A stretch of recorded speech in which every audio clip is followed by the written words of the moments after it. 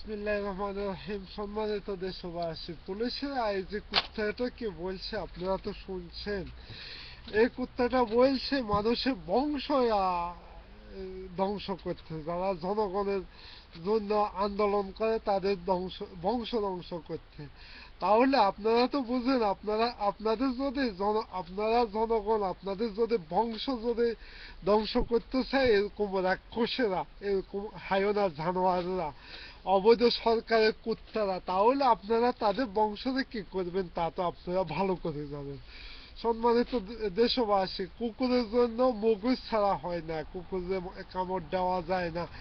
এই কুকুরগুলা মানুষের রক্ত খেয়ে এমন নেশাগ্রস্ত হয়েছে, তাদের কোনো শেষ নাই। এদের দাঁত 20 দাঁত ভেঙে দিতে হবে। আজকে সজীদ ওয়াজিদ জয় সহ যত আওয়ামী লীগ আছে, তারা তো কোনো মানুষ না, তারা তো সবে আওয়ামী লীগ। সম্মানিত দেশবাসী, আমি বলতে চাইছি, এখন আপনারা জনগণের কাতারে আসছে, তাদেরকে দাঁত ভাঙ্গা জবাব দেন।